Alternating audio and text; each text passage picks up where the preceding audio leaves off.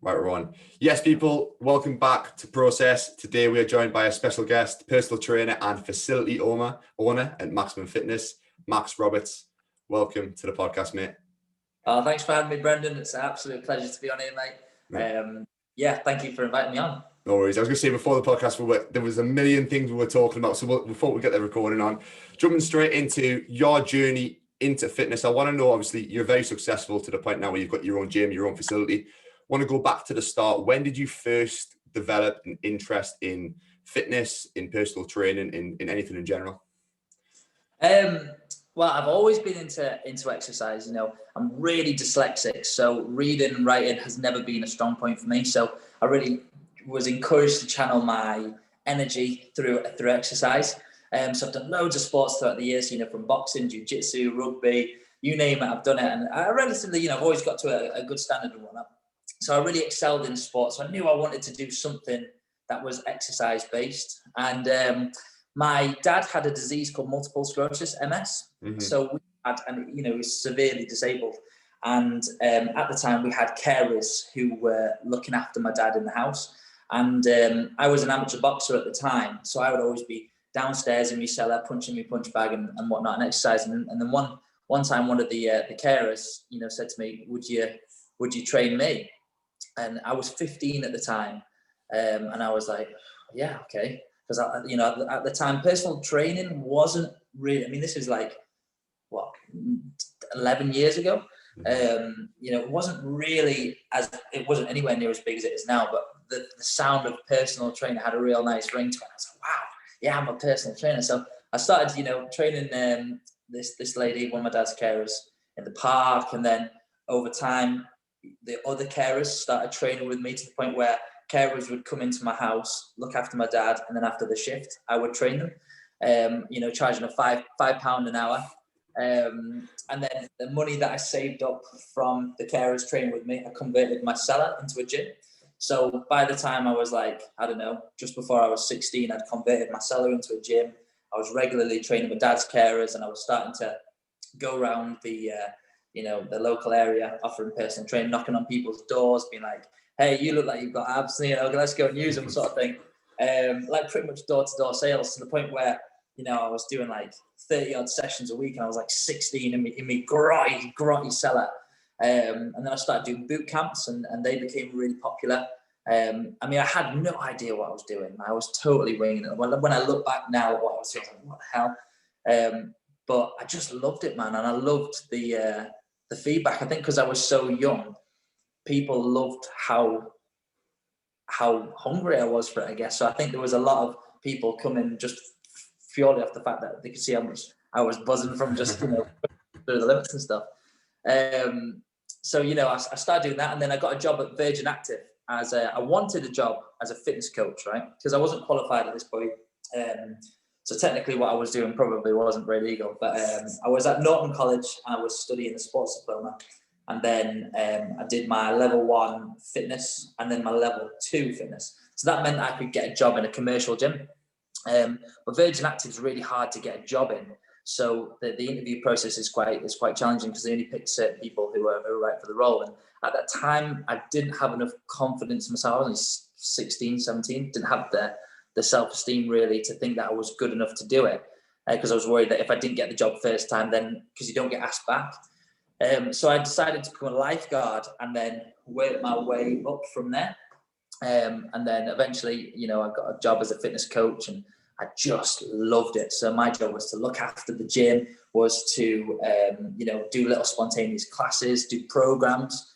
And this is really how I built a key fundamental of how to work with people that, were just different every single day. I had some great influences there, who became my personal training mentor, Chris Chapman. He coached me through some bodybuilding competitions, and met a guy called Martin Walker, who taught me everything I needed to know about sales.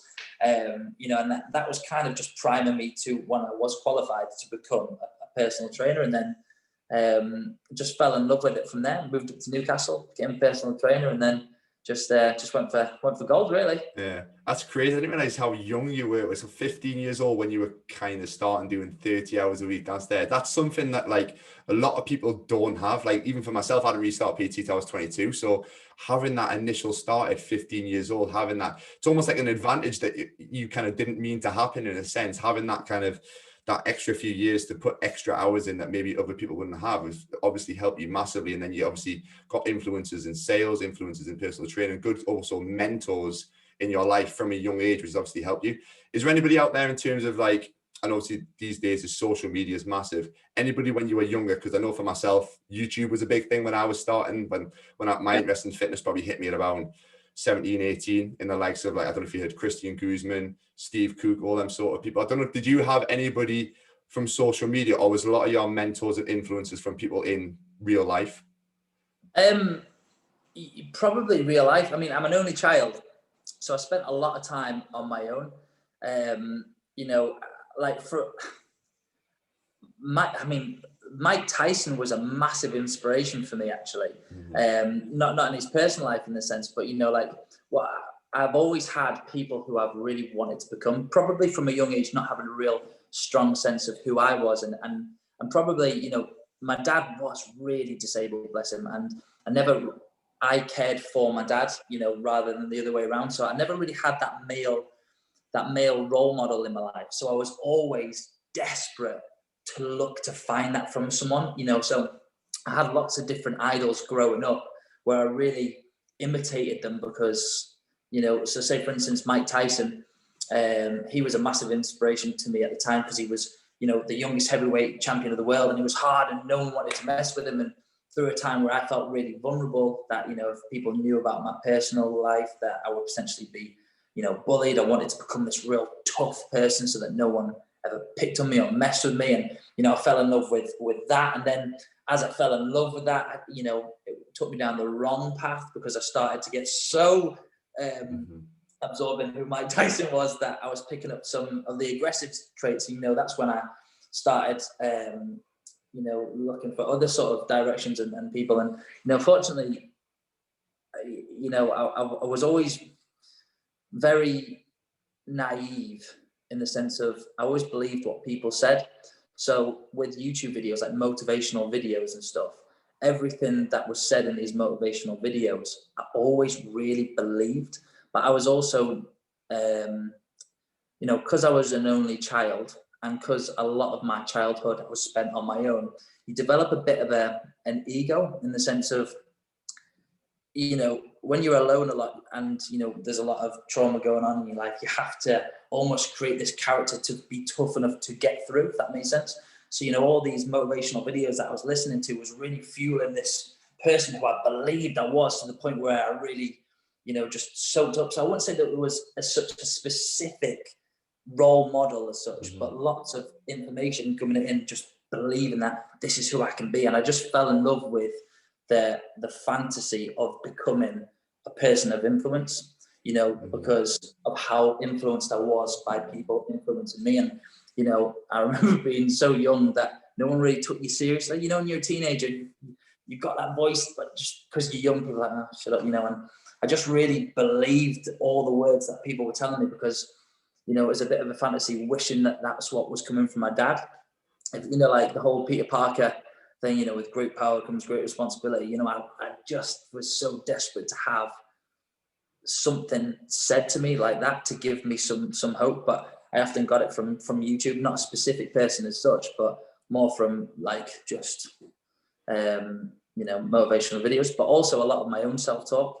I always pretended that was the hero in my own movie. And it's so weird because I listened to a Joe Rogan podcast the other day, and he was like, you've got to pretend you're the hero in your own movie. And this is something that I was doing from a young age, just naturally anyway, you know, always partly being a bit of a victim in the sense of like, life's tough. And, you know, what got me through it and almost what was a bit of a coping strategy was pretending I was a hero in my own movie. You know, like after I watched 8 Mile, I remember sitting on the bus all the time with my hood up thinking, God, my life's tough, on my way to boxing, you know, like just being in a bit of a fantasy really. But I guess it was a coping strategy. But the byproduct of that is it made me really hungry and had drive and just wanted to to prove myself to the world that, you know, I wasn't this stupid kid who didn't know how to read or write, you know, that I was a person of value, but I just didn't know how to put it together yet. You can tell there was a lot of things going on in your head when you were younger, like obviously a lot going on with your dad, which would be very, very tough. And almost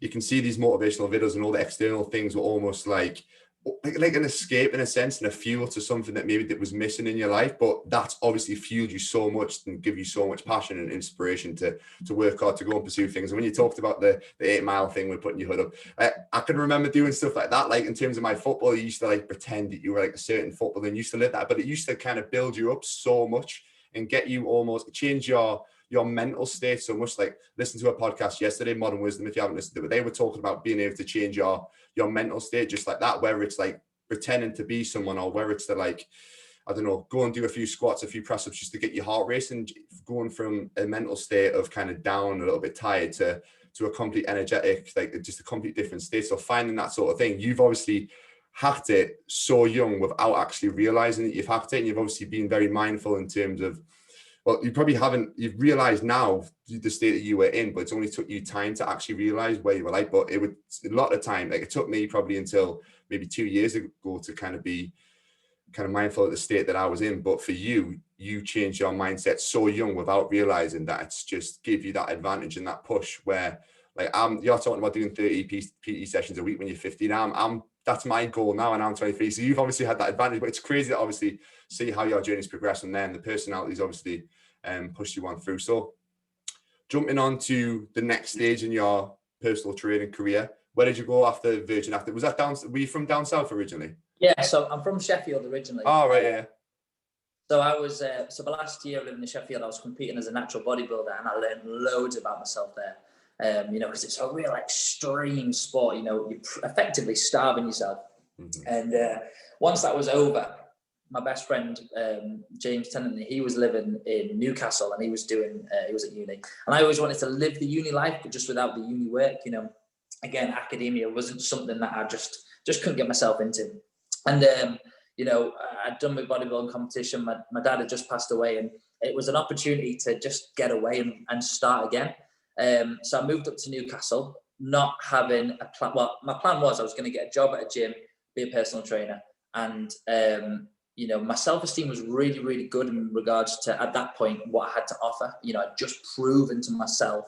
I'd started something and finished it. You know, a lot of the time when your self-esteem's not great, it's because you start something and don't finish it. And it's very rare that we finish what we say we're going to do. And I had it started and I'd finished it. So my self-esteem was really, really high. I had great feedback from Virgin Active, you know, everyone loved me there. So I turned to Newcastle knowing that I was going to get a job.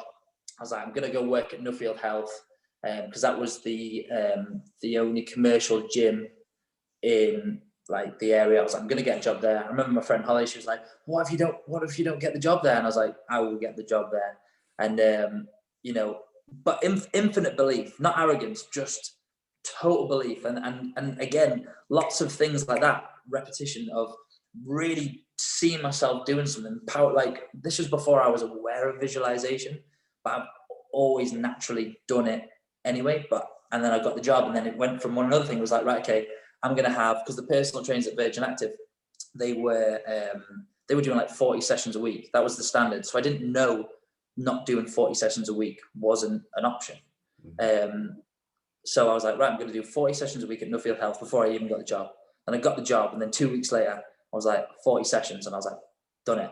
And then just went through from there really, but just tunnel vision of focus, I guess. Yeah. You do have almost a gift in a sense. It can also be a gift and also not a negative thing, but a gift in terms of you've never known anything different but work, and that's your expectation. Your expectations of yourself have been set so high from such a young age that you don't know any different. I think a lot of people don't have that incentive, and you went into this Nuffield Health in 2 weeks to pick up, like to get 40 sessions. If anybody isn't a personal trainer doesn't know that, it's a lot. That's a lot of effort to get up to that late in 2 weeks. So was there anything that you done or any lessons that you learned, any strategies or techniques in them initial 2 weeks that you applied to get to that point of 40 sessions?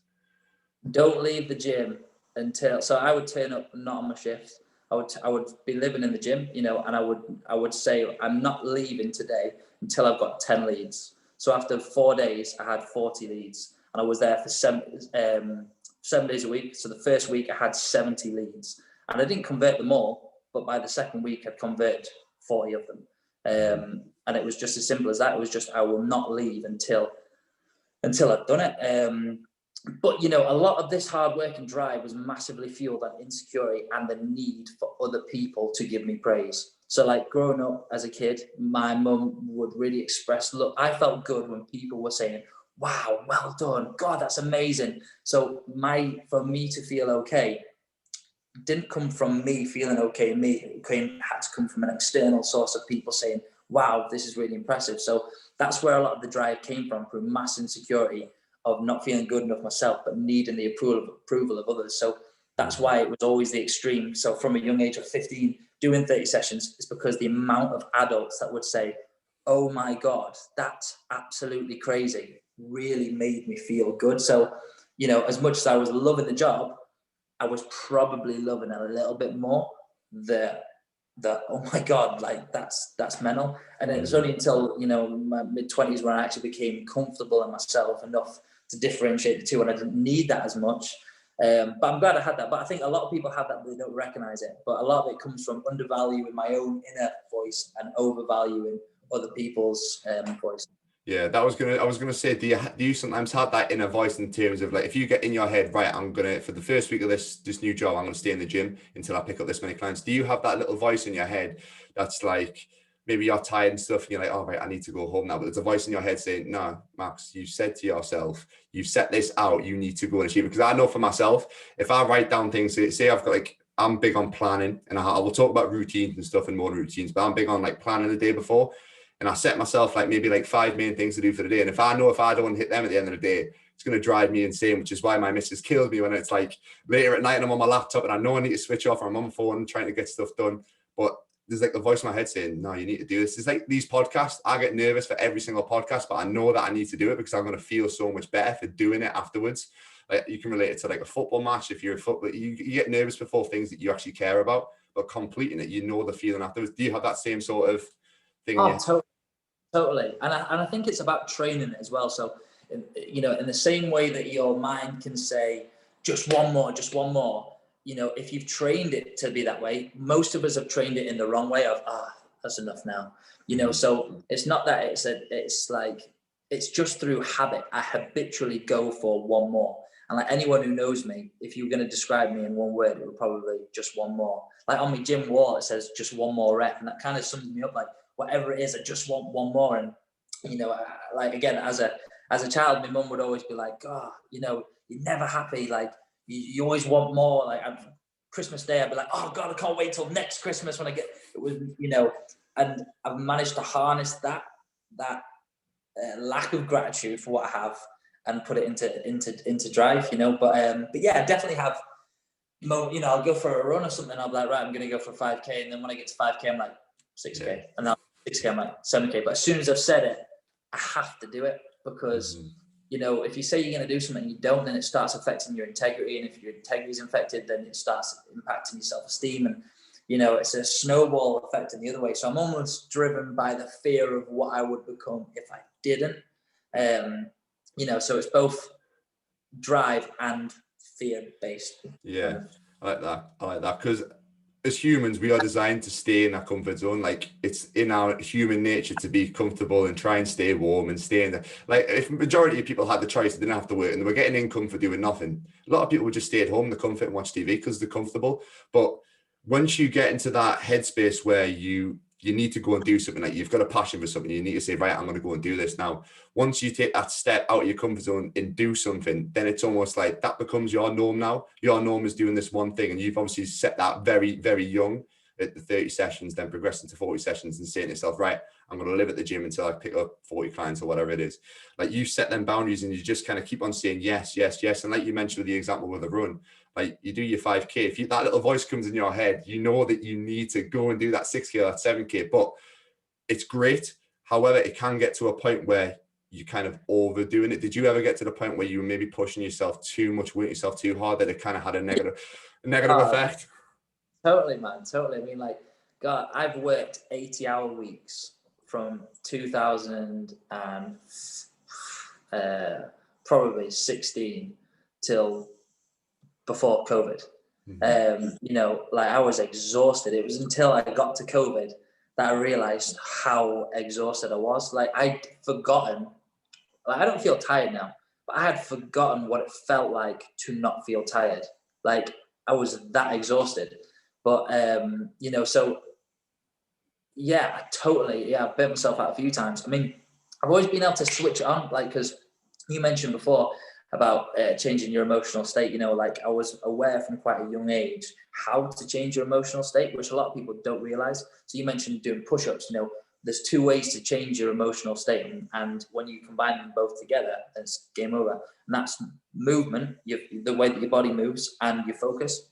So, you know, I would always match my thinking with my physical. So before any session, no matter how knackered I was, I would, you know, I would say, I've got loads of, I'm a bit weird in the sense that I'll be on my own and I'll literally be on my own, like, I've got loads of energy. And I'll literally be saying that to myself, psyching myself up, getting myself moving. And I mean, like, God, if you followed me with a camera, sometimes you think, this guy is mental. But I knew that I had to prime myself to do it, because that's what people are paying for. They're not paying for me to be like, oh, you're tired. Like, they're paying for me to give them a bit of me. And that does take its toll over time. And I definitely got to the point when I was building the first gym, you know, that my quality was really starting to go down. I was just, no matter how much I was priming myself up, every time I primed myself up, it was just a little less and a little less and a little less. And then, you know, and that's when I really needed to take a step back and just start focusing on me a little bit more. You know, I was not training much. I was just so focused on, to be successful in anything, you have to be a bit obsessed. Yeah. You know, like everyone's like, oh, balance. Yeah, you can have balance, but you're not going to achieve anything. Well, you will achieve stuff, but you're not going to be probably as successful as you want to be as fast as possible. You've got to be a little bit obsessed with your craft to be able to have the drive to push you through the times where you just have nothing. Do you know what I mean? But it's about, you know, it's like a plane. When you're on the plane and the plane, you know, you feel that push, it gets you in the air, but then eventually smooths down. So you need to have that obsessive behavior and that drive to get you off the you know, the road. And then once you're in the air, that's when the balance can come in a little bit more. So like my balance now is great balance, but I couldn't have got to where I was now if I had the same level of balance that I have now, because there's not movement.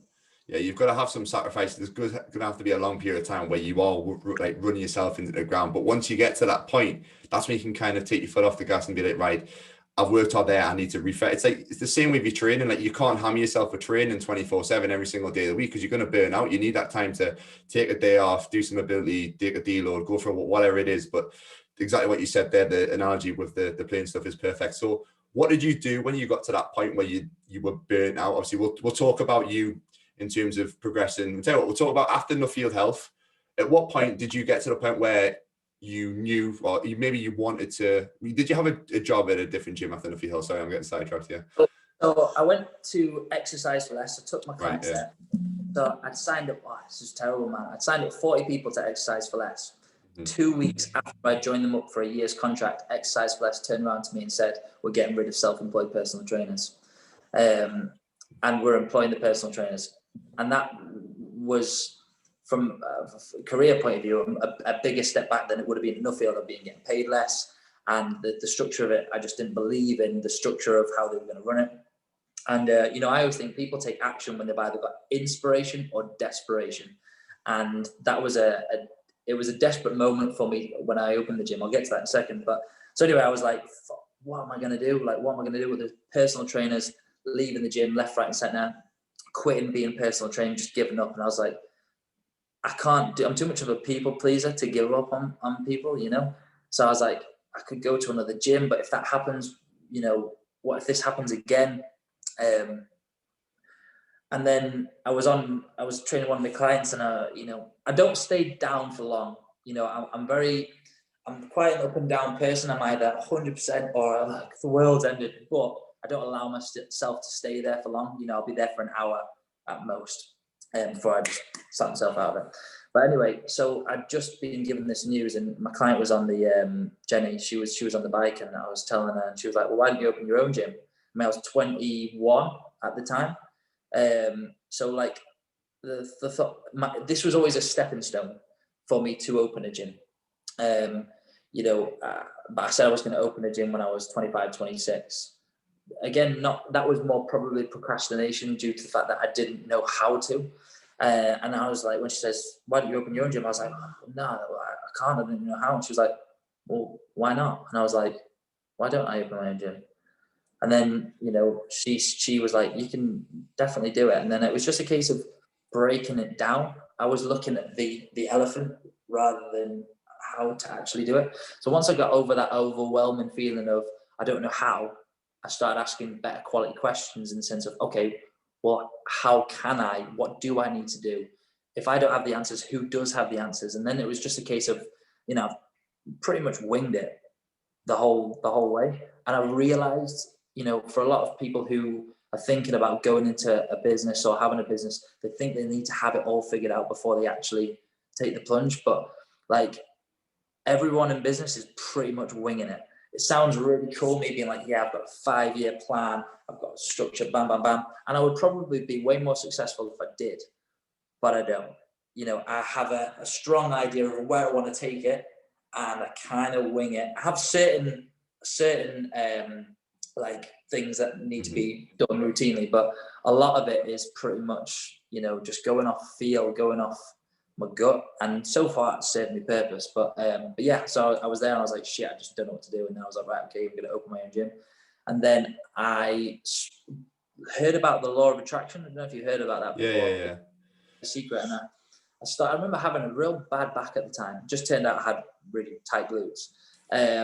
But in the secret, it says start talking how you want to, things to be. And I would say to people all the time, "Oh God, my back's really bad at the moment. My back's really bad." And they use the example of, if you've got a bad back, don't tell everyone that you've got a bad back. Start telling people your back's fixed. Shit, telling everyone. I mean, my back was killing me for over a year, and I was telling everyone my back's absolutely fine now. It's amazing. It wasn't, but within a week, my back was perfect, and I was like, "What the hell?" And then I'd been visualizing. Actually, yeah, I'd been visualizing having a gym before they told me that they were gonna get rid of personal trainers. And then this happened, and then next thing you know, I'm gonna get a gym, and then I just signed up this client, and then the client said, "Oh, I know a warehouse that's going up for rent. Do you want me to speak to? He's my mate. Do you want me to speak to him, see if you can go and have a look?" And I was like, "Whoa!" Everything was falling into place. I was so every single day I was visualizing having a gym, making it successful. And as I really visualized that literally manifested. It was crazy. I remember having a light bulb moment of how powerful your thoughts are and how much they can really bring. It sounds crazy, but I swear to God, it happened to me, And when you think about it, like, anything that we all own now was started off with just a thought, and eventually it all manifests. But it's quite hard to visualize things that you don't know how to get. Yeah. It's easy to visualize on a car because you think, oh, it's a simple process. I need enough money to buy the car. Whereas when it's something that you have so much lack of knowledge, you don't even know where the first step of visualizing it is. But I was just visualizing having the gym, and then eventually it just happened. It was crazy. I like how you mentioned about winging it, because I feel like I'm winging it every single day, mate. Everybody is almost. We're all brought in this life, and we've all got the same sort of stuff. Some people have got a little bit more advantage with families and upbringing and stuff like that, but we all have the same opportunities in a sense. We all create our own path. So what you said there about winging it, starting off something like I do the example of like my podcast, just as an example. I started off with like a crappy old HP laptop with no mic, all this sort of, and then it's just, over time, you learn to get a little bit better. The conversation, maybe you become a bit more confident. You learn, right, I need to plan my notes out just so I've got a little bit of structure in my head. But like you said before about your structure, you have kind of basic stuff. Like I have my little notes to the side, but I've barely even touched them. It just kind of like you go off feel by the end of it. It's the same sort of thing with whatever you do. If you want to start something, start it and you will get better, and you will find different things. You'll learn different things along the way, like you with your gym, which we'll touch on now, in terms of you'll probably start off and then you'll probably be, all right, that wasn't very good, but I'm going to improve on that. And then it's just a learning process. And we are, like I said, we're all kind of given the same sort of starting point. It's just about building the bricks and kind of working your way up to the point, and you'll learn things along the way at the end of the day. So if you want to start something, just start it. The most important thing though is defining your destination. And that's something that, so like, as much as I winged it, I was very, very specific on what I wanted my outcome to be. How I was going to get there was where I was winging it, but I was specific on what I wanted. So an example, you know, a lot of people probably come to you and say, I want to get fit, I want to get more toned, right? But that's just too open. It's like me saying to you, meet me down south. How would you know when, where, and how far down south? But if I said, meet me at London Friday on the 1st of December at 1 o'clock outside Buckingham Palace, you would know when you'd landed there, and you're going to have a much better chance of getting, even if you don't know the map, if you know the destination, you can figure it out along the way. But if your destination's too like hazy, it's really, really hard to find the right turns and the wrong turns and things like that. So, you know, as much as I wing it, I always make sure that I really specify on where it is that I'm aiming for. So for example, Nuffield Health, 40 sessions a week, it was 40 sessions a week. It wasn't over 30, it was specifically 40. So I had something to work towards. On my iPad, I had the time slots of the sessions that I wanted to fill. So it was very visual. So I knew exactly what I needed to do. How I was going to do it might have varied on the day to day, but I knew on the day, I need to get 10 people today, and I'm not leaving until I get 10 people. How I do that is up for debate, but specify what it is that you want your outcome to be, and it's a lot easier for it to fall into place. I like that, having the end destination. I think that's something for myself that I still don't have in my head, which is why we talked before the podcast about doing so many different things. But going back to having that destination and the process along the way, like things aren't gonna, if you try and plan out every single step along the way, right, I need to do this, and this to get to there, like something's gonna go wrong. Could be a global virus pandemic or something like that might ruin things. But yeah, there's going to be things where you're going to have to deviate off plan. You might have to, like, use the example of going down to London. Like, you might go down the A1, there might be a traffic jam or like a car crash. You might have to go down a different route, sort of thing.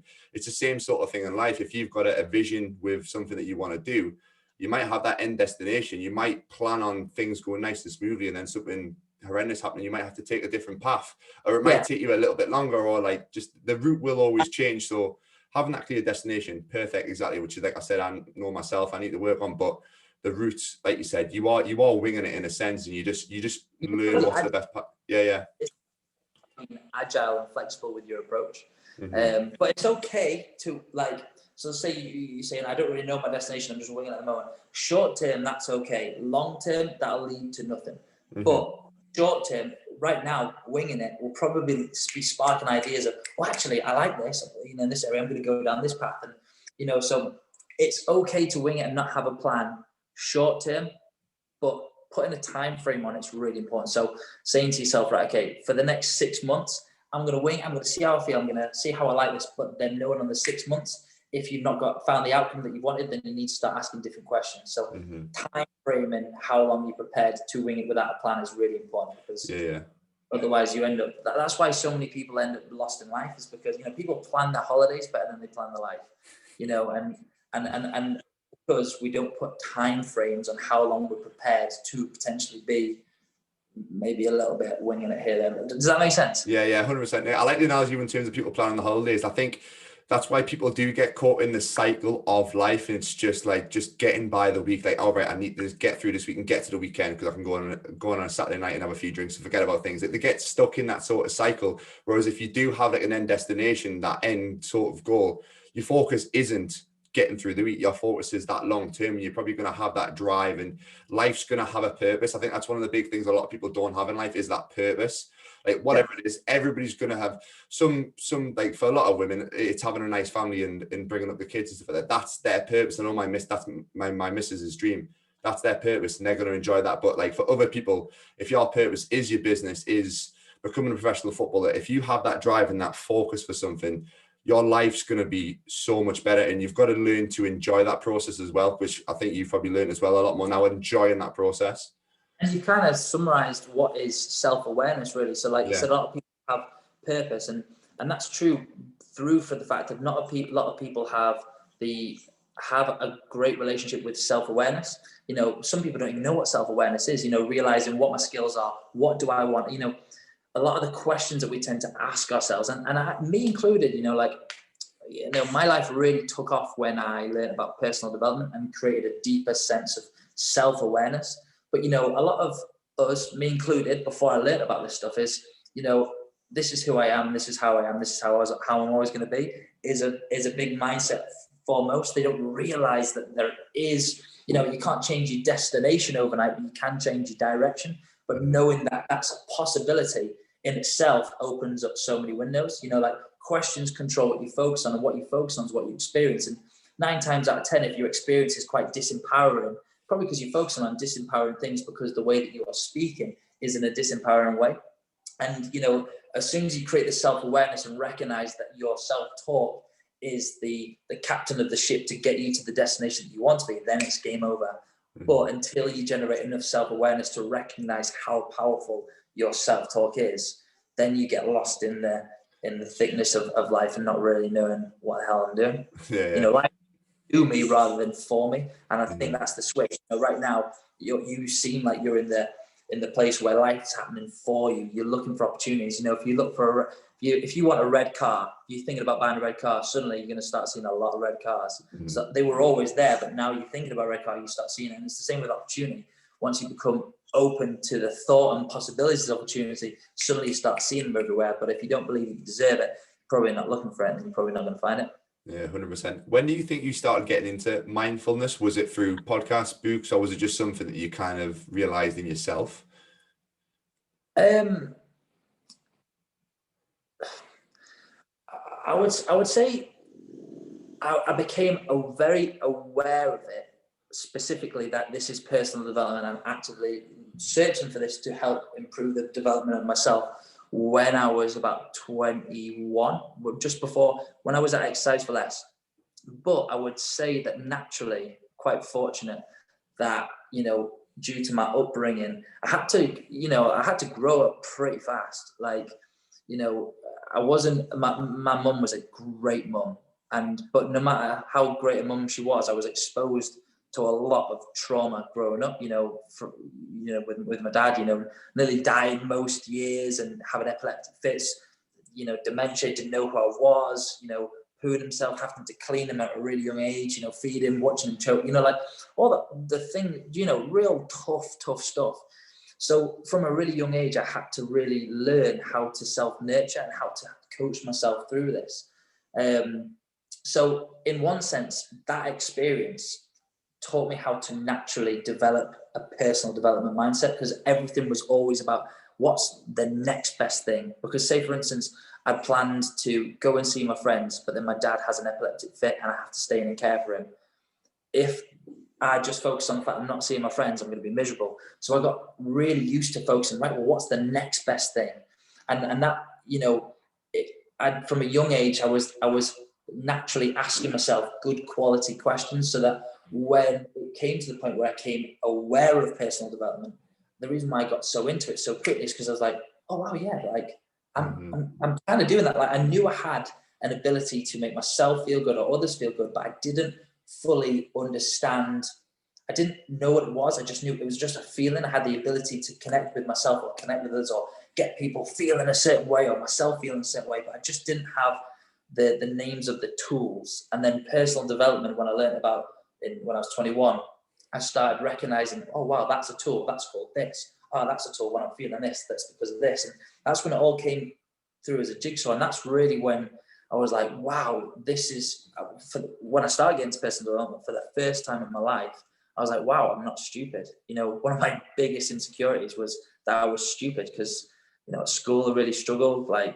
I wasn't academic, didn't get the best grades, found it really difficult. So my core belief of who I was stupid. I would have told you that I was dyslexic before we even started this conversation, because I wanted to tell you that I knew that I was stupid before you found out, and it was only until doing personal development that I recognized emotional and social intelligence is the ultimate intelligence. And academia, not that to devalue that because it's totally got its place, but in the direction that I was going in my life, I needed more social and emotional intelligence than I did academia.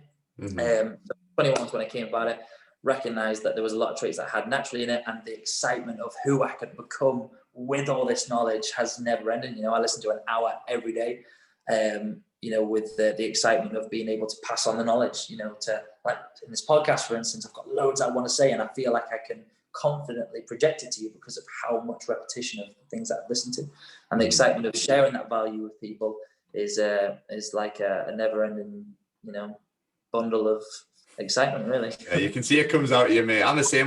This is the conversations that I love having. And you're like, some of the things you're seeing, I'm like, yeah, that's exactly the sort of things. And in terms of your, like, the mindfulness, I think some people learn mindfulness through going through life, but unfortunately, the people who do learn it through life, a lot of it's through trauma or through something bad that's happened in their life, or maybe they've had a tough upbringing. And you've obviously learned a lot of life lessons really, really young, and picked them up so young. And like, that's like, I was talking to one of my clients the other day, and he was saying like talking about mental health and stuff. How do you feel?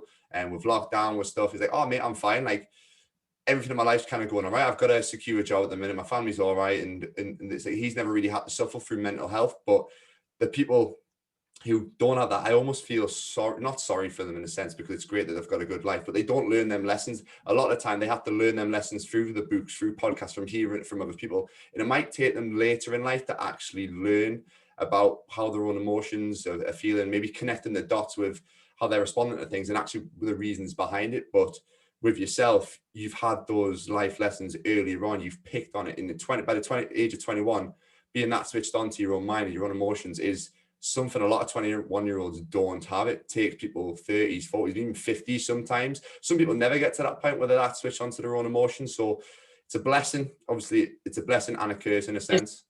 Oh, blessing, man. You know, like for some people, COVID right now is the hardest thing that they've ever endured.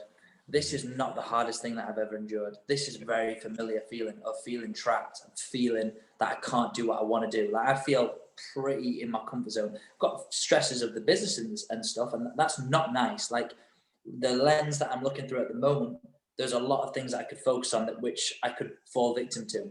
But this is not the hardest thing that I've been through in my life. And I think probably the people who are struggling the most are, this is the toughest thing they've ever gone through. And, you know, I'm very lucky in the sense of I went through a very, very tough time in my childhood, but it's prepared me for later life. And I'm glad that I did, because it's out of the way now. You know, like, whatever life throws at me, I've probably seen it, you know, and I've dealt with it with an immature mind. And it's hard to deal with tough things when you don't have the tools to be able to rationalize and nurture yourself through it. So now, if shit hits the fan, it'll still be hard and it'll still be tough, but I have the understanding with how to self-nurture to get myself through these situations, if that makes sense. And I think that's why for some people who are thriving right now and who are getting through this are probably have potentially been through worse stuff previously, so it's not as bad. And it's like fitness. It's like the most intense workout you've ever done. Anything that's less than that's not as bad. You know what I mean? And it's the same with life. You know, like, the most intense thing that you go through, you reach that's your threshold now. That's what you can take. You've survived that. You know you can take that. So if you're here, you know you can handle that. When it gets there, it's like, oh, I don't know if I can handle that. But if you do, wow, now there's your threshold, and that's, you know what I mean? Yeah, definitely. No. When you get, like, I was talking about comfort zones. Once you step out of that comfort zone and you do something tough and challenging, it could be a workout, it could be something to do with your business, could be public speaking, a podcast, whatever it is. Once you step out of that comfort zone, do it for a certain amount of time, that becomes your comfort zone, and you just keep on raising the ceiling each time. It just becomes more. And that's when, like, people look at the successful businessmen, like, I don't know, Gary V's and stuff, for example, who have the days are so busy, they've got so much on the plate, and people are like, how the hell do you, but like, I'm looking at you, like, you've got your own business and all this, that, and the other, like, how do you do that? But it's just step by step, it just becomes the norm. You get to that level, it's tough for a little bit, and then it eases out, and it's tough for a little bit and it eases out. You just keep on progressing. So that's why starting things and pushing yourself out your comfort zone is so important. What are you gonna say? Well, you just, so like, have you ever heard about the competence triangle? Heard of it, but I wouldn't know what it is. Heard of it. The competence triangle, basically, at the bottom of the pyramid, there's unconsciously incompetent, and that's I don't know what I don't know. So that's where a lot of us start, and then it goes to consciously incompetent. You're aware of what you don't know, and then it becomes consciously competent. That's when you have to really think about what you're doing. So you're aware of what you don't know and have to think about being able to do it. And then you become unconsciously competent. That's where you don't have to think about what you're doing. So, you know, I don't know, setting up this podcast is probably a lot smoother for you now because you've got a little bit of a process and an understanding than it was when you started. Because when you first started, I don't know what I don't know. So it's really hard to get that information. So people like Gary Vee who are hyper successful, they're unconsciously competent with how to develop that. It hasn't always been that way. We've seen that, and we've always seen like, oh my God, like how they're handling all this stuff. But they will have climbed the ladder. And, you know, like you mentioned about the comfort zone and stuff, once you become unconsciously competent, you don't waste time on things that you don't need to do. You know, like I could never have handled the shit that I have to handle now 5 years ago because I've learned so much in 5 years that, you know, I won't waste my time. You learn to cut corners, not to cut out quality, but to cut out the stuff that doesn't. It's the 80-20 rule. Yeah, I'm big on that. Productivity. Are you big on terms of like routines or anything, or like planning stuff out, morning routines? Do you do anything like that at all? I would love to say to you yes, but I don't know whether I'm gonna say no right now because of quarantine. So like, I feel like my sense of what I do is a little bit out of sync because of the past year. So normally in my everyday today life, I'll be up at 5 o'clock in the morning. I'll be doing you know, classes by 4:30. I would have routine. So I would say that normally I would have routine, and I definitely think that's had a massive impact on the speed that I've grown. Also due to the fact that I start very early in the morning. It gives me like, you know, if someone's starting at 10 and I've been up since 5, I'm 5 hours ahead of those guys, you know. So, but at the moment, I would say I don't have a specific routine, but I have standards of what needs to be done. So for instance, I have to do my MyFitnessPal every day. I need to do, you know, 4 steady state cardios a week and 4 workouts a week. Where I fit them in is where I fit them in, but I have to do those. That's why I owe. You know, for me to be able to feel the way that I feel, there's certain work that you need to put in. It's the same way with a job. If you want to earn £2,000 a month, there's certain things you need to do. But if you want that £10,000 a month, there's certain things you need to do. So if you want to feel £10,000, there's certain things you've got to do to earn it. You know, do you know what I mean? So at the moment, I wouldn't say I've got specific routine of I wake up, I do this, but I've got the fundamentals of what needs to be done, but just kind of just spread out a little bit more. It's like non-negotiables. That's what I like to call them, like non-negotiable things that you need to get done for the day. I like that because some people thrive off routine, which I've done a podcast with a few lads from the If You Care Share Foundation. I don't know if you've heard them, but done one of them, and one of them's again really OCD with his stuff, and he says he tries not to get too much into routine because if he falls into a really regimented routine, if his routine goes off, that really affects him. And I know myself, I need to do the same thing. For example, this morning I got up and my missus' car wasn't working. So my routine was completely put off. So I had to go out and try and help her get her car working. I had to drop her off at work and come back, like completely put me out of my routine. So I'm like already stressing, like I'm behind on my routine and stuff like that. But you've got to be able to adapt to stuff. Yes, I'm big on routine. I'm like I'll make my bed culture. I'm big on like stuff like that just because it works well for me. Again, I need to be able to, what's that, sorry? Start with a win. Start with a win. Start with things that maybe you don't want to do, and then becomes the rest of the day becomes easier. Because if you start off with that, like it's funny I said that. I made my bed, had my cold shower, and then I put the washing out. I never really do the washing that much. My missus will say that all the time, but like it just kind of snowballs into one thing and the other. Like you start off with doing one thing that you don't really enjoy doing, or that you know in your head there's a little voice in your head saying like you don't want to do this. This is going to hurt. You don't want to do, like, sort of thing. There's an audio book called Eat That Frog by Brian Tracy. So the principle of it is if you ate a frog first thing in the morning, everything else that you eat for the rest of the day is going to taste a lot nicer. So, you know, doing the hard shit in the morning, getting that out of the way, the rest of the day is a lot easier. So, and I think as well, if you can start the day off with, because cold showers requires mental toughness. When I do it, I fucking hate it. But knowing that I'm prepared to put myself in an uncomfortable position through my choice, when an uncomfortable position happens, when it's not my choice, I know I can handle it. And I think doing what you're saying there is bang on the money. Yeah. But, you know, again, with routine, I'm not very certainty driven. So like, I don't know if you know about the basic 6 human needs. I'll maybe name a few of them. I'm guessing it's like, go on, I'll let you say it because I'll end up missing a few. Well, you've got certainty and variety, significance, love and connection, growth and contribution, right? So we all have the same needs, but we value them on different areas. So your friend who's got OCD probably massively values certainty more than variety because he needs things to be a specific way. So an example, do you know someone who goes on holiday to the same destination every single year? The same place. Know someone who goes on to a holiday on a different place every time of year. So they value certainty over variety. But you always need a balance of the two. So have you ever watched, what's your favorite movie? Oh man, I'm terrible with movies, you know. I couldn't say. I couldn't say off the top of my head. Okay. I'll tell you, when I was younger, I would say goal, big football fan, Santiago Munez. That's what when I was younger, that's what I would say, but now I wouldn't know. Have you watched Goal a couple of times? Oh, 5 or 6 maybe when I was younger. We used to love it.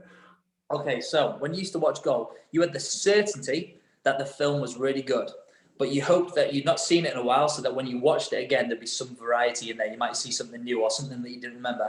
Does that make sense? Yeah. So, you know, we're always doing things to fulfill our needs. You know, if you didn't have the certainty right now that your ceiling wasn't going to come crashing down on your head, we probably won't be able to have this conversation. So you always need a balance, but when it's tipped too far on one scale, so when COVID happened, everyone freaked out because it was too much uncertainty. It was like, what the hell is going to go on? And now there's a bit of a mix, but there's almost too much certainty in the mundane routine of life that people are bored. But there's still a bit too much uncertainty in the sense of what's going to happen. Do you know what I mean? So that's why people feel uneasy. So it's about, you know, people need to hit their certain amount. And then you've got significance, love, and connection. Like, I could go through it. It's really interesting, but that's how I kind of based my PT is on those core needs. Because if you get so I'll go for it. Significance. So for example, no one wants to feel insignificant. You might not want to be the main person at the party where everyone's screaming your name. You might want to be, but you certainly do not want to feel like you are not important. So, you know, because when we feel like we're nobody, no one loves us, like, doesn't feel good. But so we need to have a baseline of significance, love and connection, obviously, friends, family, knowing that you're loved and that you can connect with people makes you feel good. A lack of that doesn't feel good. But again, depending on who you are, depends on how much you value them. I'm massively significance driven. You know, for me to feel like me, I need to be doing things that make me feel significant. Men, stereotypically, more significance driven due to the testosterone in the brain, and women tend to be more love and connection orientated. And then the last two are growth and contribution. And these are two elements that make you feel fulfilled. So, but again, it's about a balance. So progress equals happiness, right? If you think of any area in your life where you feel great, it's an area that's growing. And now if you think of an area where you don't feel great, it's probably because it's not developing, it's regressing. So we know growth equals happiness. So we need to grow to feel good. But if you grow too much and you've not contributed to anything, you tend to feel pretty lonely. No one understands. It's like, it's not always good. So to feel fulfilled, it's about growing to be able to contribute. So right now, your podcast's growing and you probably feel great about your podcast because you are growing personally, but you're also growing with contribution. You are contributing to other people, being able to gain the information, and they feel good because they're, you know, so growth and contribution are key to feeling fulfilled. If you're missing those, if you're not feeling happy in life, it's probably because you're either not contributing enough to other people or you're not growing enough. But when you get the two matched together, that's fulfillment. And if you can get 3 of your needs met at the same time, you'll become addicted. And that's how I've got people so invested in Maximum Fitness, is because I make sure 3 of the needs are always hit by knowing people's names, significance, by having structure with the routine, certainty, by throwing in different bits and bobs every now and then, variety, by making sure that we build strong rapport with people so they feel valued and loved, love and connection, by giving them a platform where they can make solid progress, growth, by encouraging positive feedback to others and supporting other people on the journey, contribution. So at some point, the structure of the business, it's going to hit all 3 at one point. Might not hit them all at the same time, but whereabouts it will. And the people who have been with us throughout the course of that, whether or not they realize it or not, 3 of their needs will have been hit. Yeah. Was that from an audiobook, did you say? You have to send me that over after. Was it an audiobook that you learn all that from? I need to relearn all that. I know if you're listening to this podcast, go back and go through it. But if you said, was it an audiobook that you kind of learned all that from? You heard of Tony Robbins? Oh yeah, I was gonna say, you know, when you were on about getting yourself all hyped up beforehand, I was gonna say, do you follow Tony Robbins when he's on his little trampoline before everything? Yeah, Tony Robbins fan. So Tony Robbins is who broke down that structure of your 6 basic human needs, and that's a game changer for me massively. But yeah, I'm massively into Tony Robbins, Jim Rohn, Les Brown. You know, all those guys. They are my mentors. They're my social circle. You know, they say you're a product of the 5 people you spend the most time with. I make sure most time with those guys. I like that one, because when people hear that, they probably think it's actually the friends and stuff like that, but people don't realize that it's the influences on social media, through podcasts, through videos and stuff. Like, it's not just the people who you actually physically see and physically talk to, which is something like, would you say you like to be on your own quite a bit, or do you feel more comfortable surrounding yourself with other people, or are you kind of a little bit of both? Probably a bit of a balance. I'm comfortable on my own because I'm an only child and I had to learn, like, being on my own was just a normal thing. But I'm very sociable. I love being around people. So I don't know whether I've got one more than the other. That's a good question. I feel pretty good in either of the two, but I think it's a balance. You know, like, I would say I'm the type of person, when I'm around people, I want to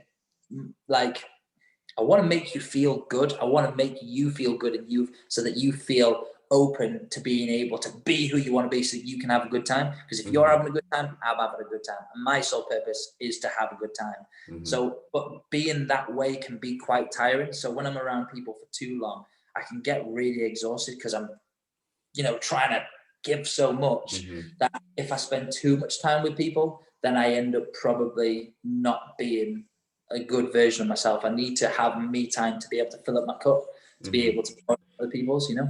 Yeah, yes. I was going to say, like, if you are someone who always strives of having to be around people, you probably are going to end up being more influenced by them people. But being able to actually be on your own, which I think a lot of people do actually suffer with it. People, especially these days, when everything's like social media is popping up left, right, and center, it's really easy to stay connected with people. Not being able to step away from that and actually being on your own, whether it be listening to a podcast, whether it be taking a walk on your own, or like meditation, or just being with your own thoughts. Some people are actually scared to, and they can't do it, which is when kind of mental health comes into it, people not being able to. But if you can have that time with yourself and then invest it in podcasts, in audiobooks, surround yourself with people like the Tony Robbins, like different people on podcasts, like, you are being influenced by them, and being able to have a little bit of both at some point. I'm the same. I love my time on my own. Like, in the mornings, I say to my missus, like, just give me like the first hour of the day, let it be my time. I'll go for a walk, I might exercise, I might do whatever it is, but I need that time to be able to get my own thoughts together, listen to a podcast, set itself up. Then at night time, like, once I've done my work and stuff like that, I want to be around my family. Like, at the minute, I'm still living with my parents. I love that. I love being around my family at night time. Love being around my girlfriend, being able to have them a few hours. So it's just that having a balance and understanding what works best for you as well, because everyone is different. And looking after yourself. I mean, like, one of the best quotes I ever heard was by man Jim Rohn, Tony Robbins' mentor. He says, "You've got to stand guard at the doorway of your mind." I remember being like, wow, what does that even mean? And he says, you know, imagine that your mind is a factory, a mental factory, and whatever you put in that factory produces. I don't think he used this specific analogy, but it's kind of how I regurgitate it. It turns into a cake. How do you want your cake to taste like at the end of the day? Is it negative? Is it drama? Is it gossip? Is it limiting beliefs? So you've got to stand guard at the doorway of your mind, and be aware of what information you're allowed into your mental factory, to make sure that you've got a tasty cake at the end of the day. And, you know, I think when you go off on your own, you can actively choose what you listen to. So that you time is you putting stuff in the mental factory to be able to give other people a bit of the tasty cake. Whereas, you know, if you're always spending time with other people, you don't always have 100% control of the information that they're going to throw at you. You can decide whether you let it go in or not. That's pretty hard. But having you time, I think, is so important, because you have to be able to look after yourself for you to be able to look after someone else. Like, if you relied on me looking after you, you sure as hell hope that I can look after me too. Because if I can't look after me and I'm responsible for looking after you, you're not in a safe position. Do you know what I mean? So it's really, really important to be able to look after yourself and to take time alone. I definitely think that you're doing the right thing. Yeah, definitely. I was going to relate it back to like for myself as well. Back when I was in the environment of football, I was very much influenced by the environment that I was in. Obviously, it's a different conversation altogether. The football environment is completely different. I was so influenced, and I've done podcasts with people talking about, I would have never done this sort of stuff. I would have never videoed myself on camera, done a YouTube channel, because I'm so influenced by what other people are thinking, the people that I'm surrounded. I'm kind of wanting to fit in with that environment. But one of the blessings for me is actually stepping out of professional football and getting away from that environment and being with myself. I had a lot of time to self-reflect like on myself and what do I actually want to do. And it gave me time to actually put into like a plan in place to the stuff that I actually want to do, stuff that I never thought I would have done. And now I couldn't care. Like I still go and speak to a lot of my mates who I used to play football with and stuff like that. They don't judge me because they realize that's who I actually am. If you've got a good like circle of people around you as well who understand it, you're never going to get the piss taken out of you and stuff. And I haven't had one negative thing from doing that. Maybe because people have realized that the whole time that I wasn't being myself. I don't know what it is, but sometimes taking that step back away from a circle, like I do believe everybody needs a lot of time on their own just to be able to get comfortable with it. And taking that step back does help you actually realize, right, what makes me happy? What type of person do I want to be, and what long term do I want to do? The thing that I'm doing now, am I happy doing it? In 5 years' time, if I'm doing the same thing I'm doing now, am I going to be happy? If it's no, take that step back, and then you know exactly what I mean. Yeah. Oh man, you're so smart, lad. You really are. I appreciate You've got it. You really do, man. Like the lens that you're looking through in life is total opportunity and total. You're hungry for growth, man, and that's such a rare quality to find. Like I feel really good being around you right now. Like I feel good in me, and that's a really, really good trait to have in someone, and that's why you'll be a really successful personal trainer, because you have a real natural ability to ooze off that passion for growth in yourself. And you know, right now I feel motivated just to listen to you. I'm like, wow, you gotta go spend some me time. You know, but no, you're absolutely spot on there, Brendan. And I think that, you know, I mean, I'm only like 2 years older than you or whatever, but the fact that you're coming into all this at the age that you're in, you know, I'd never met anyone who was into, I felt quite lonely when I got into this mindset, because I recognized that not many people were of this mindset. And sometimes people can almost make you feel like you're a bit doolally for, you know, and I realized that's just limiting beliefs. You know, when I was getting into all this way of seeing life, because this is how you should see life if you want to take control of your own happiness and well-being. If that's something that's important to you, you need to start looking at how you can have a growth mindset, because growth equals happiness. And, you know, the fact that you've come into this at the age that you're at is amazing, because, like, imagine what you're going to look like in 10 years from now, knowing what you know now. Like, a lot of the conversations that I have with people is, God, you came into this so young. They're in the 50s and they're just learning about it now. And I'm excited for where they'll be in 10 years. But Jesus, where am I going to be in 25 years? You know, I'm going to be in the next Mahatma Gandhi or something, especially with this hair.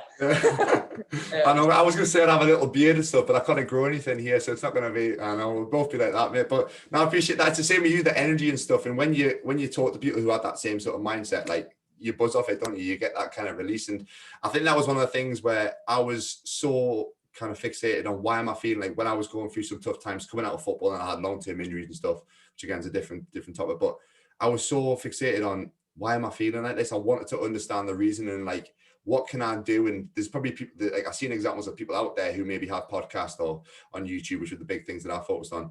Like, people who have been through that sort of thing and then struggled. I was understanding, like, what did they do to get themselves out? Which is when I learned about mindfulness, learned about routine, which is why I'm so big on it, because the things like that are what helped me to kind of get to the point where I'm at today, where I'm very structured and things are slowly starting to, I feel like stuff is slowly starting to kind of come together, because I felt lost beforehand.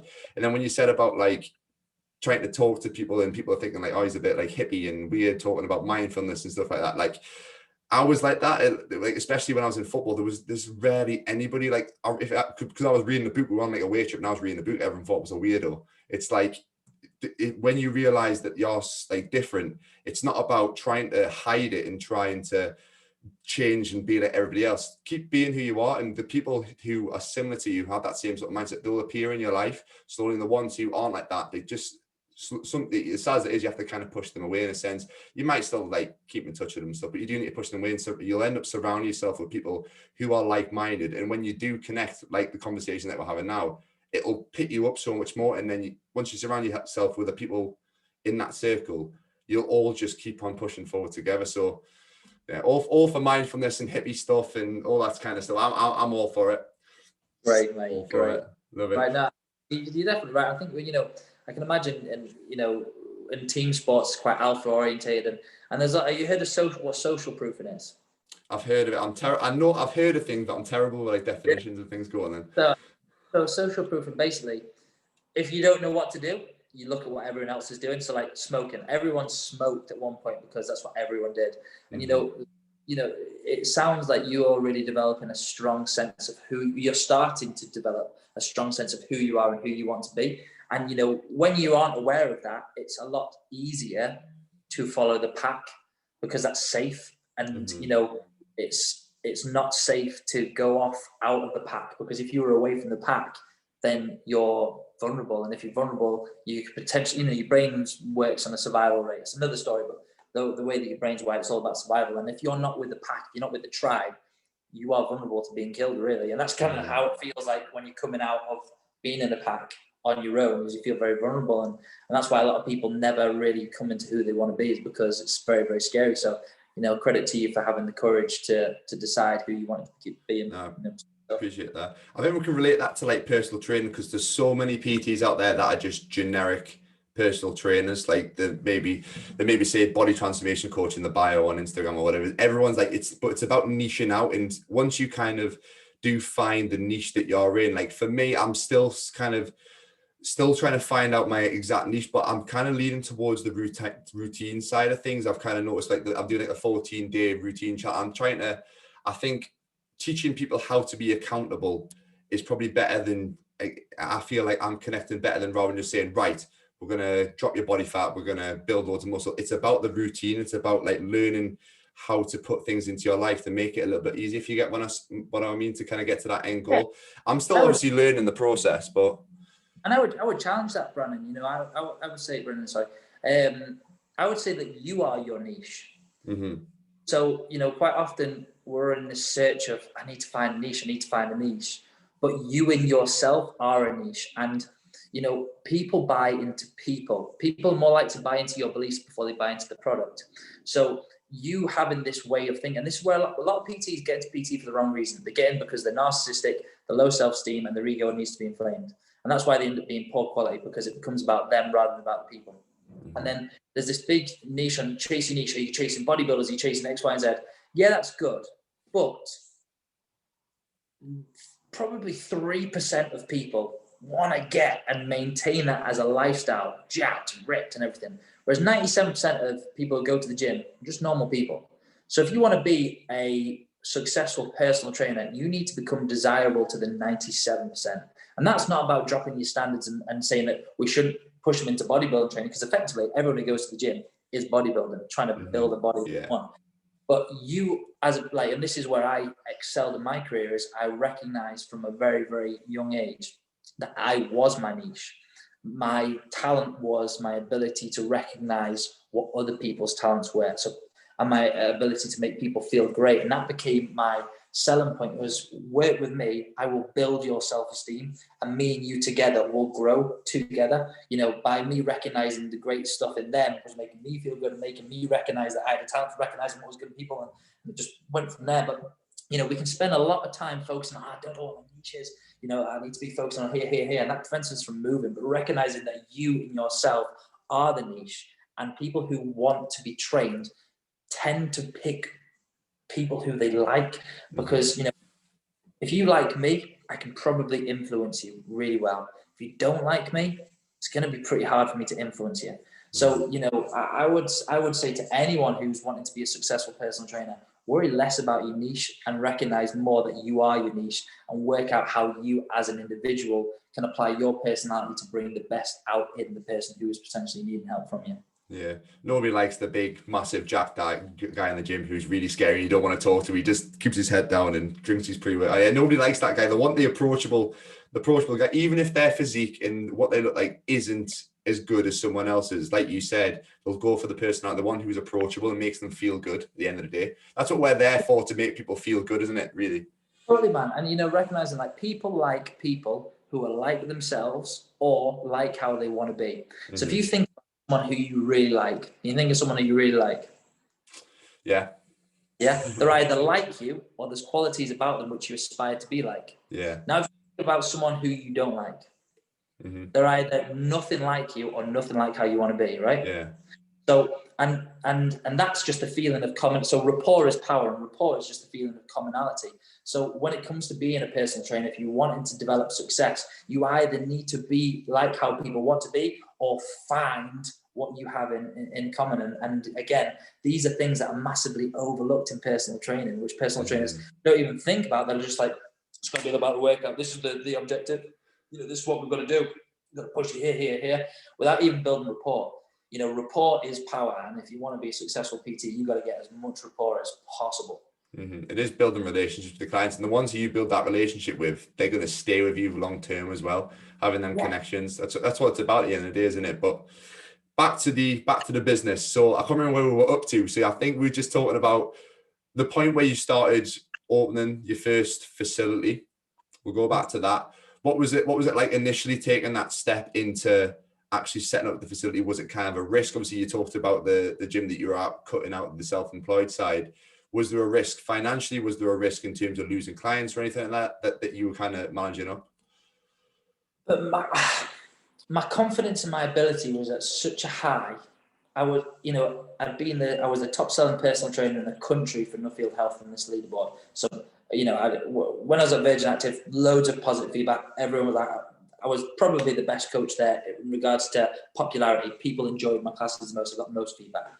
When I went to Nuffield, I was the top selling. So there was, and the same when I was at Exercise for Less, I was the top selling. So these kind of prepped my confidence to make me think, right, okay, out of the 3 gyms that I've worked at where there's hundreds of, you know, people working there, I'm usually at the top. I felt quite comfortable and confident that if I was to go out on my own, that I could make it work. So my self-esteem was good in my confidence and my ability to execute. I am quite naturally, well, cup's half full. I usually think about what could happen rather than what if, you know, oh, what if that happens? I usually see things better than they are rather than how they are or worse than they are. So like, you know, I just had this infinite belief. I was like, I'm going to make this work. Because I knew myself enough and I'd proven to myself that I can start from scratch and build, you know, like moving to Newcastle, I knew no one and I built it within 2. I just knew I could do it. I just believed that I could. And don't get me wrong, there were times where it was hard and like, where I was like, oh God, this is tough. But my belief in my ability to get the job done was stronger than any reason to why it wasn't going to happen. I didn't know how I was going to make it work. Started off, I had my gym. I was just doing one-to-one personal training, and then, you know, when I did classes, when I did Synergy at Nuffield, like it was the most booked out class in the gym. Like it was always fully booked. People couldn't even get on. Like people wanted, and I was like, maybe I should open some like boot camps and stuff. And then I started it, and again, like really taking time to invest in the people that came. They weren't just coming for a workout. I was making sure that I knew the name. You know, I was saying to them, you know, bring a friend, and if they sign up, you'll get the month for free. You know, I was really encouraging people to spread the word, and actually just was like driving a really fast car with no brakes. It just went whoosh to the point where I couldn't even fit all the people in the gym. Like it was mental. But you know, fortunately, I mean, the way the boot camps worked, so like it was like a membership and stuff. I didn't have the password to take out the money from my PayPal account. Otherwise, I probably would have spent a lot of the money just through being young and just like, oh my God, this is great. So, you know, the money was being saved. One, because I knew I needed to, so after a month of being in that gym, I took on the 2 units next door. Everyone was like, are you mental? You haven't even got a gym yet. Like, what are you doing here? There's no clients. Like, that's probably not a good idea. But I knew that, I think it was 2 or 3 months actually. I knew that I could fill it because I'd filled my PT, and it's just the same. It's just about actively trying and just getting out there and just just, I would get me taxi drivers. I signed up everyone. I bought a dog, right? A super cute dog, little Pomeranian, Chewy. Because he was a point of conversation. I would go on the beach, people would come over. I would just use every opportunity to be like, oh my God, he's so cute. But like, yeah, he's the gym dog. Oh, you got a gym? Oh yeah, you should come down for a complimentary session. Like every single chance of interaction that I had, I was just constantly getting people to come in. I was just hungry to get people in because I had to, because it was through desperation now, because I'd just taken on something that was too big. But I knew I could do it because I knew that it's been done before. And if it's been done before, then, the difference with the people who have done it and even though I haven't done it yet, the difference is they thought they could. And, it's just about thinking you can. Whether you think you can or you can't, you're probably right. And, it takes just as much energy to focus on what could be rather than what, might not work and stuff. And I just refuse to adopt that mindset because I know it will not serve me purpose. Did your confidence or has your confidence ever been knocked by something, or has there been a time that's been like, whoa, this is getting a bit too much? Has there ever been that point at all? In personal training?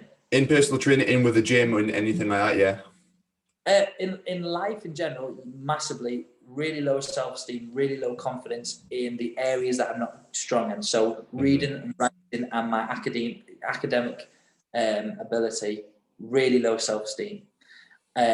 Massively driven by, I focused massively on my strengths, because we all focus on our strengths, makes us feel good.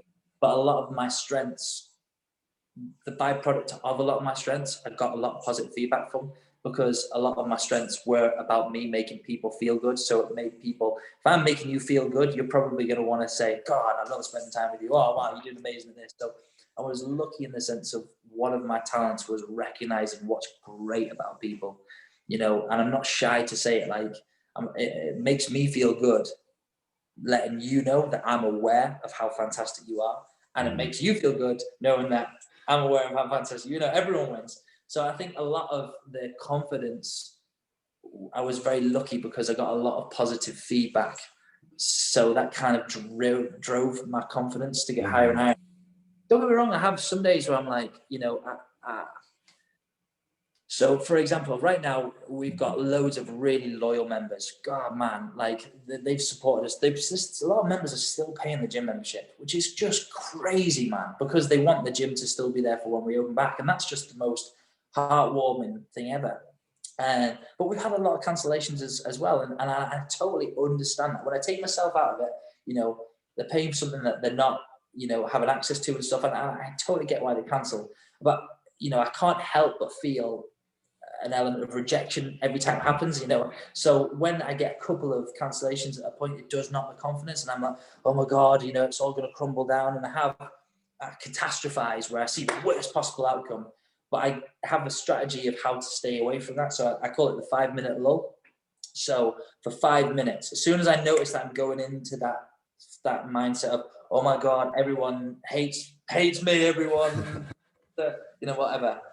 I'm like, right, okay, for 5 minutes, I can be this way. But as soon as that 5 minutes is up, I need to take a step back and then say, okay, right, what's the reality? Am I seeing things for how they are or worse than they are?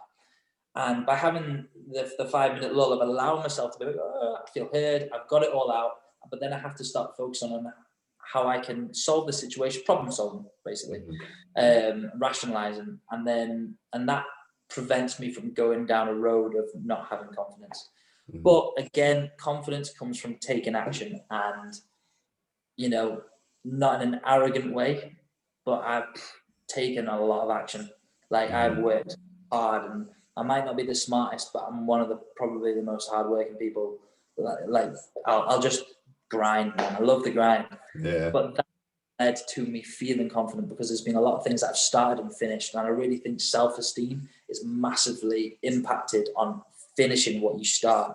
Like any area where you don't really feel that confident, probably where you've not seen it through. And fortunately for myself, before I've moved on in my career, I have finished what I've started.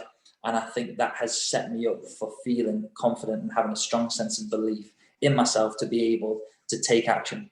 Yeah, it's in terms of taking action, it's so easy when you're motivated. It's that initial phase is to start something, and then it's about seeing it out. Not a lot of people maybe start something, they never see it out because they're the difficult bits, because you're not feeling as motivated. It's getting to the end and you've got to put the hours in when you're not feeling like it. But once you achieve that thing, like yourself, once you get to that end goal, you're like, you know what, I can do this. Like, I've done it once, now I'm going to keep on doing it. And when you bring back to the point about when you're feeling down, you give yourself that 5 minutes.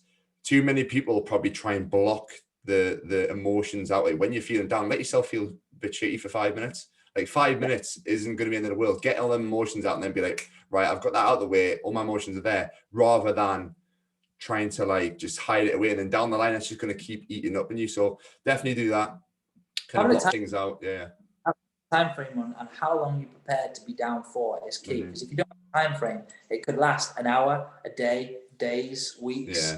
It's really important that you catch yourself. But I fell into the victim mindset multiple times, and I think that's something when you learn about the drama triangle. I don't know if you've heard about that, but there's a victim, rescuer, and persecutor. It's another story, but learning about that's very, very important, because a lot of us play victim a lot and don't realize it. There's been multiple times where I've been a victim in my own circumstances, and I've only seen it through the lens of a victim. And it's taken me a couple of days to recognize that before I've been like, oh shit, I've been self-sabotaging here. And recognize as well, motivation is bullshit. Like, 100%. Yeah. All the time, I'm not motivated. Two things. What you say is what you focus on. What you focus on is what you feel. If you say I'm not motivated, your brain's going to tell you all the reasons why you're not motivated. But if you ask yourself the question, how can I get motivated? Suddenly you've got answers. But recognizing that, do not rely on motivation. Motivation is an emotion, and emotions change every day. Drive. If you've got drive, you can drive through anything, and again, it's about focusing. It's like I play guitar. I love playing guitar, right? People go, how do you, like, is it not frustrating, like, learning the songs? Like, they're focused so much so on how to be able to play it, rather than falling in love with the excitement of what it'll sound like when you do play it. So when I picked up the guitar, I was always so in love with the thought and the fantasy of what it'll be like when I'm on stage in front of 100,000 people rocking out to this song, that no matter how uncomfortable it was having to learn how to play it, those frustrations were massively outweighed by the excitement of what it would be like when I can. And that's been transferred again into the business. If I thought about all the things that I had to do to build the gym to where it is, probably wouldn't want to do it, because getting up at 5 a.m, missing social occasions, having to deal with rejections, having to deal with moaning, whinging, having the stress of having to make sure that not only you're okay, your members are okay, your staff are okay, making sure that they're thriving, and like, there's so many things that go into it. But if you fall in love with what it could be, then all that stuff, you don't, It's like what you said, it's falling in love with that destination, having that drive for that destination, and then falling in love with the process along the way. They're the two main things. If you get obsessed with that destination, if you enjoy the process, like, that's a dangerous combination. It's like endless, rather than focusing on, oh, tomorrow I've got to get up early, and oh, that workout's going to be painful, and oh, I need to meal prep my food, sort of thing, or where it is that's just fitness related. Like, rather than thinking about that, thinking about that end goal, like you said, even if it's you playing the guitar in front of 100,000 people, that, like, I don't know, it might happen one day, but like, just imagining kind of what could be. And that's when that drive comes from, to focusing on that destination. Like, you made some good points there about that. Is definitely important. But we could literally talk for ages about this. Might have to do a part two. If people want to see a part two of this one, we'll have to do it. But we'll wrap up with, unless there's anything else you want to add. Did you have a look at the last 3 questions that I sent you, that I ask all my guests? Yeah, but I've forgotten them. What were they? You've forgotten them, right? Don't worry, I'll walk you through them. So the first question: 3 people you'd like to invite round for dinner or go for a coffee with, past or present. So 3 people. Oh wow, Tony Robbins, Jim Rohn, Les Brown. Yeah. I would love to be around the table of those 3. Oh, actually, wait. Oh God, It's going to eat you up now, isn't it? I would definitely have Jim Rohn. Definitely, he's packed. I would love to have Muhammad Ali. I think he's a real character. I'd love to be around him. And I don't know, maybe for humor, I really like Chris Tucker. I think he's hilarious. But I think that would be a really interesting dinner table.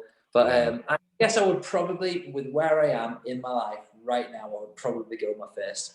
Tony Robbins, Jim Rohn and Les Brown, because I think the stimulation of conversation would be so amazing, and I'd probably learn a lot. Yeah, you'd just be there the whole time, just like with your mouth wide open, Yeah. just like mind blown. Solid three. So the next one, 3 people you'd want to train with. 3 people. Well, I've trained with Dorian Yates already. Have you? When was that? That was back in 2014. So my training principles is HIIT. I've always done HIIT, just one set to failure.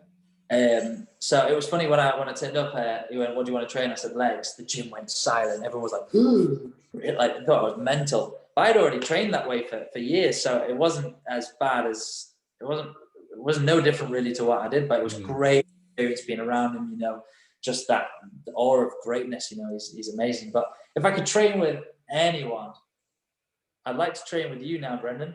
Hasn't happened. I'd love to train with Cristiano Ronaldo because I think his work rate is amazing. I would really love to see what that would be like. And I would probably love to do a workout with Mike Tyson. Yeah. I was waiting for Tyson to get mentioned because he said he was one of your idols. But yeah, the Dorian Yates one, I know he's kind of changed quite now because obviously he was really high intense training. Now he's into his yoga and stuff now, isn't he? He's went all hippie like us. Yeah, I know. Probably enjoy it a bit more. Yoga and vegan and stuff like that. But yeah, solid 3. And then the last one thing that you'd say to yourself 5 years ago. What I would say to myself 5 years ago. The door of opportunity is always open for those who keep knocking. And, you know, and what I mean by that is like, just don't stop knocking. As soon as you stop knocking the doors, they stop opening. And knowing that you don't need to have a plan. Everything doesn't need to be, you know, like, it's just about define your destination. Where am I now? Where do I want to be? And how do I get there? And you'll wing it along the way. But you don't have to have everything figured out to take action. You just have to define your destination. And I think if I'd have known that, you know, the importance of defining the destination 5 years ago, then I would maybe be a little bit further than where I am now. Hey mate, you're doing well. Don't worry about that. Go and quickly shout out. Where's the gym based? Where people can get in touch with you about the gym and social medias and all that as well. So the gym's called Maximum Fitness. We run one-to-one personal training and the best boot camps in the north. You've got to try them out for 30 minutes. We are based in Killingworth in Camperdown Industrial Estate, just 2 minutes from the Gosforth Racecourse. We are open to all abilities. So no matter how fit, unfit you are, doesn't matter. We've got a place for everyone in that gym. You know, and if having a really good quality workout, having a great laugh and making great connections with people is something that you value, then that's definitely the gym for you. Spot on, mate. I'll leave all the links to the website and stuff in Instagram in the show notes for everybody to have a look at. But mate, absolute pleasure having you on. Some great conversations there. Thank you so much for having me on. Honestly, it's been an absolute pleasure. No worries, mate. Spot on.